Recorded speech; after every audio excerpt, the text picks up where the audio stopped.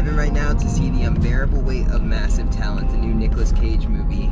So like a week ago, there was kind of a shocking amount of movies to see in theaters, especially with how the pandemic has been. In the last 2 years, there's just been nothing to go see at the theaters. There was a good amount of independent great films to go check out. Now, I didn't love The Northman, but a lot of people love The Northman, and it is a very unique, independent, original movie. And then there was Everything Everywhere All at Once, one of the greatest movies I've seen in a very, very long time. And that was also a very original movie.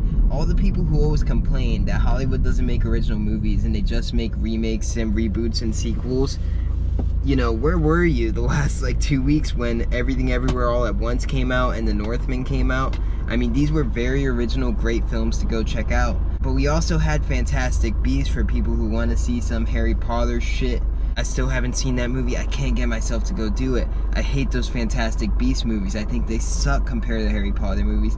But for everyone who complains that Hollywood doesn't make any original movies, but all that really means is they don't go see original movies, we have another original movie that's come out. I haven't run out to see it because I'm not as big on the Nick Cage hype train as everyone else. I like Nick Cage. I loved Pig. Pig was in my top 10 movies of 2021. I think it was a phenomenal movie, but I'm not watching every single crazy Nick Cage movie that he puts out. I really liked Mandy that came out in 2018. Mandy was pretty awesome. This movie, I think, has one of the funniest titles I've heard for a movie in such a long time, The Unbearable Weight of Massive Talent.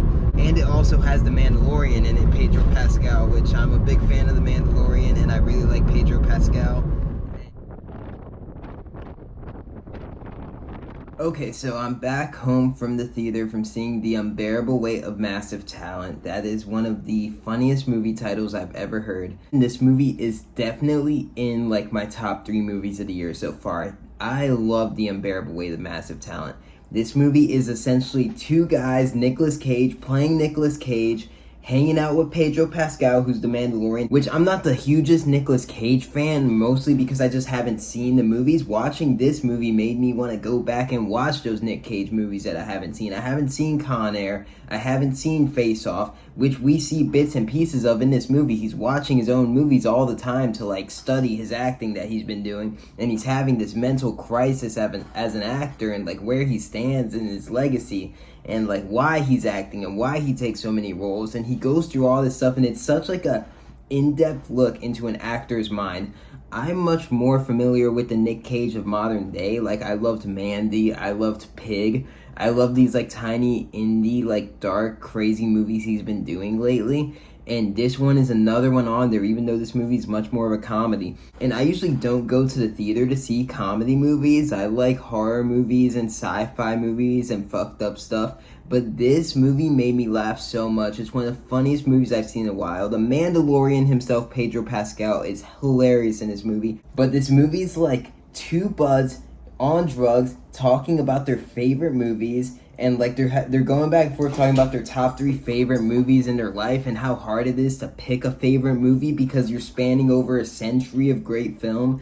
And there's just so much of this movie that I loved. And then they're talking about marketing because in this movie, they're trying to write their own Nick Cage movie. And they're talking about what types of movies are sell nowadays and what type of movies, how you market to an audience and how you got to shoot stuff for a trailer. And I loved all this. What do you got here? You got a tennis ball? Give me this freaking tennis ball. This review is filled with interruptions. I love The Unbearable Weight of Massive Talent. This is definitely in my top 3 movies of the year so far. It's this, The Batman, and Everything Everywhere All at Once are the best movies I've seen so far this year. I want to watch this again. I love going to that Nick Cage museum. And just overall, this movie was a blast. I'd say the 3rd act was probably my least favorite part when it delves more into an action movie and becomes an action movie over just a commentary on Nick Cage's career. But they say themselves you have to make a movie with an action 3rd act because most audiences don't want to sit through a film about film. It's rare for me to like a comedy movie because I just don't care about comedy movies.